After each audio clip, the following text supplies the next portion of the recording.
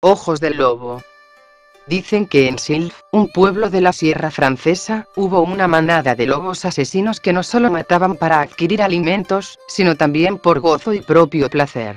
Dicen que actuaban tan bien que era muy complicado darles caza, y no solo mataban ovejas y vacas, sino todo tipo de animales como perros, conejos, ardillas, ciervos, gatos, aves, incluso humanos. En esa época no era difícil encontrarse algún cadáver entre los árboles. Sobre todo niños eran víctimas de los lobos, pero también aparecieron pastores, enamorados, mendigos, y una cantidad enorme de víctimas. Un día el alcalde, harto de ver cómo el número de habitantes de Sylph disminuía, propuso pasar al ataque y acabar con los lobos. Tanto hombres como mujeres salieron de caza bien temprano, pero no encontraron nada hasta la noche, cuando poco se podía ver. Estaban todos cansados y aunque iban todos juntos, el miedo con ellos siempre presente. Encontraron una cueva bien escondida entre zarzas y matorrales donde las huellas de los lobos se dirigían. Nadie quedó fuera, todos entraron asustados, armados hasta los dientes, con la leve luz de 5 antorchas que aproximadamente llevaba uno de cada 10, unos 50 en total. A los 10 minutos andando sus corazones se aceleraron al escuchar una voz humana, parecía un niño o una mujer con la voz muy aguda. Hablaba un idioma extraño y apaciguado. Los cazadores apagaron las antorchas e intentando no hacer ruido se acercaron, siempre armados. Al asomarse vieron una pequeña luz, muy apagada, pero lo suficiente para ver a una niña de apenas 4 años hablando a unos 8 o 9 lobos. No se sabe qué decía, pero cuando acabó el discurso se apagó la luz que salía del pecho de la niña. Los cazadores asustados, se quedaron en silencio e inmóviles. De pronto empezaron a brillar ojos de lobos tan cerca de ellos que sentían sus alientos. La gente asustada empezó a disparar su escopeta a donde fuese, moría gente y morían lobos, y de repente se iluminó la cueva por una luz muy intensa proveniente de la niña a la vez que soltó un grito fuerte que parecía que las rocas se venían encima. Pocos pudieron salir de la cueva, solo los más rápidos. Fueron a su casa y se encerraron durante muchos meses, pero nunca más volvieron a presentarse los lobos por el pueblo. Ahora, muchos años después, dicen que si pasas por una zona profunda del bosque de Sylph, puedes encontrarte a una niña llorando en una roca, en medio de 8 tumbas, y si la preguntas qué la pasa nunca te responde, pero te muestra sus ojos de lobo bastante enfurecida. El gatito Stinky. Esta es una historia que me contó un amigo de La Merced, una bella ciudad situada en la ceja de selva del Perú, atractiva tanto por sus paisajes y zonas de aventura y excursión como por la rica cultura nativa y regional que tiene, entre ellas mitos y leyendas. Cuenta mi amigo, al cual a pesar de haberlo conocido no hace mucho, no por ello quiere decir que no me pueda fiar de él. En sí es tranquilo y si lo conocí fue por una amiga de allá que una experiencia tan llamativa como inquietante habíase acontecido una vez en su casa. Y no se trataba de algo con relación a fantasmas, aparecidos, presencias u otros seres que no pertenecen al mundo de los vivos, sino por lo contrario trataba de algo más bien con seres en concreto y vivos, en el caso de su anécdota, animales. Dijo que una vez en su casa, que estaba a los pies de un monte, de los tantos montes que hay allá y cercanos a la ciudad, tuvo 2 gatas, unas criaturas majestuosas y vivaces tanto por sus pelajes y cuerpos bien formados como por su astucia, inteligencia y cariño que inspiraban y daban. Una era blanca y la otra era de color pardo, las cuales al llegar a su madurez habían sido premiadas por primera vez. Su familia y él más que todos, Miguel se llama mi amigo, se habían alegrado de esa noticia e incluso esperaban con ansias a que llegue el día en que nacieran las crías, momento que se hizo esperar por mucho. No se supo quién sería el futuro padre de esas crías, pero más o menos se hacían la idea de que las 2 gatas fueron fecundadas por 2 gatos distintos, debido a que cuando una de ellas dio a luz a sus crías la otra no lo hizo sino hasta pasadas 2 semanas más tarde. La primera que había dado crías fue la gata de color pardo, quien en comparación con la gata blanca no era tan hermosa ni por ello tan vanidosa. Sin embargo, sus crías, a pesar de que en un principio parecían feas, pasado un tiempo se hicieron más encantadoras, debido a que adquirieron más forma y color. Pasado el tiempo estimado, la gata blanca dio a luz. Todos o casi todos de la familia habían ido a ver ese acontecimiento, a pesar de que la gata quería hacerlo en secreto. Miguel estuvo presente ahí, y auxilió a la gata en cuanto pudo. No obstante, él y su familia se ganaron una sorpresa y cierto desasosiego al darse cuenta que esa gata solo dio a luz a una sola cría viva y que los otros gatitos habían nacido muertos y apachurrados.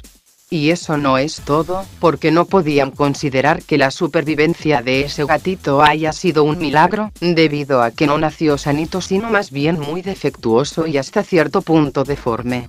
El gatito nació ciego, con una pata atrofiada y volteada hacia atrás, no se movía para nada de su sitio atrás en la espalda, tenía también una oreja atrofiada, que ni mención de oreja debía tener, tenía un pelaje oscuro y feo, era escuálido y desde que nació en adelante casi siempre conservaría la misma fisionomía. Al parecer había nacido mal de unos órganos porque desde que nació presentó problemas respiratorios, además en cuanto a su sexo no se sabía muy bien qué es lo que era, debido a que había nacido con genitales ambiguos, y sobre todo parecía también tener problemas intestinales o estomacales porque casi siempre hacía diarreas y parecía no asimilar bien los alimentos que se le daban.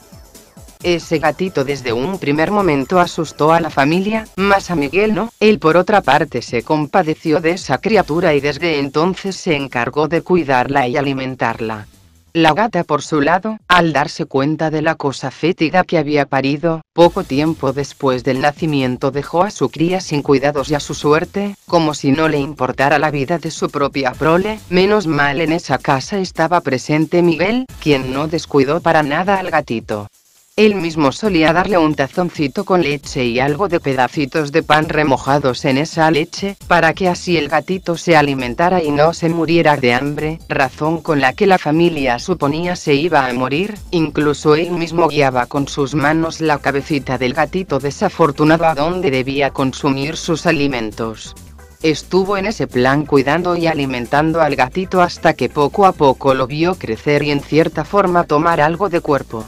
No obstante, cuando él se sentaba en la sala con la criatura cerca suyo, veía como ese gatito cada vez que quería ir de un lugar a otro, con sus tres patas, se chocaba con lo que tenía delante suyo y con otras cosas que estaban por ahí.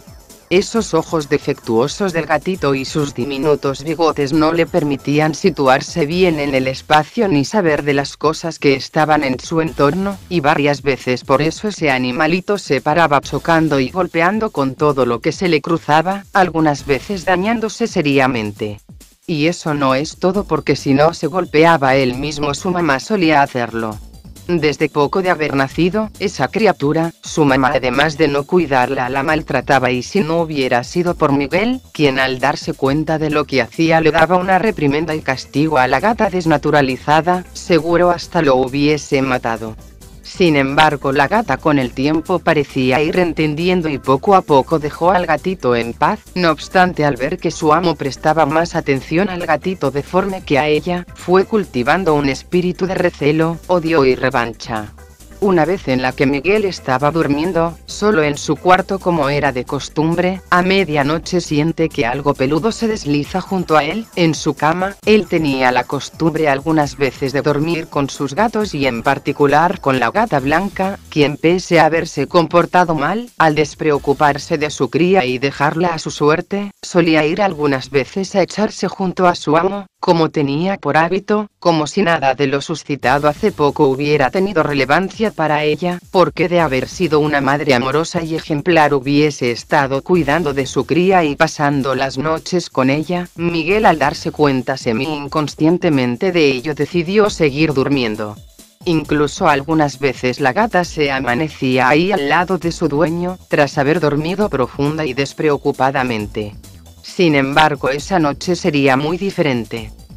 Al día siguiente, cuando amaneció, Miguel se levantó y sintió haber tenido un buen descanso. Se sentía con ganas de comenzar su día vigorosamente, de realizar sus labores a conciencia y responsablemente, de ir a ayudar a su mamá en lo que podía y a esas horas preparar el desayuno. Tenía ganas de ir a ver a su enamorada y pasar un par de horas con ella, y tenía ganas de hacer un sinnúmero de cosas porque se encontraba en un día en el cual no tenía responsabilidades académicas ni de otra índole rigurosa. Era un día domingo, muy soleado, prometedor y alegre, y en el cual a simple vista no parecía haber espacio ni tiempo para un acontecimiento triste y desafortunado. Lo primero que hizo fue ir a dar un vistazo a la criatura del cual él guardaba y protegía. Fue a verlo a la pequeña cajita con techo abierto y alfombrado con un pedazo de toalla que él mismo había facturado y lo había dejado por una esquina de su sala, pero no lo encontró. ¿A dónde habrá ido?, se preguntó, y fue a buscarlo por las inmediaciones de la sala. Revisó por todas partes de la casa y nada. Había ido a revisar en la cocina, la sala, el comedor, el patio, los pasadizos, el cuarto de sus padres, el depósito, incluso en el baño, y nada. ¡Qué raro! ¿Dónde podrá estar?, se interrogó, y luego se acordó que el único lugar a donde no había ido a buscar o revisado bien siquiera había sido su cuarto, y él dijo de repente: está ahí, y fue para allá. Cuando estaba yendo a su cuarto también se preguntó, luego de haber revisado casi bien la casa y la gata blanca también desapareció, ¡qué extraño! Y pensando en ello llegó a su cuarto. Él curiosamente ni bien se despertó no prestó suficiente atención a su cuarto y se fue dejándolo todo en desorden, por la simple razón de primero ir a darle un vistazo al gatito en cuestión. Para cuando entró y se puso a revisar su cuarto, justo al momento en que se puso a revisar su cama y levantó la frazada en el aire, se ganó una sorpresa tan inesperada como buscada, tan inquietante como pasmosa, tan real como inimaginable, y sobre todo tan chocante como curiosa: la sorpresa de encontrar una masa deforme, negra y parda, aplastada y con pelos, la criatura que tanto buscaba. Luego, cuando salió de su sorpresa y estupefacción, se había dado cuenta que lo que había sentido en la noche anterior no había sido más que al pobre gatito, quien, llevado por su malvada madre, había ido a parar a la asfixiante, desoladora, oscura y aplastadora muerte.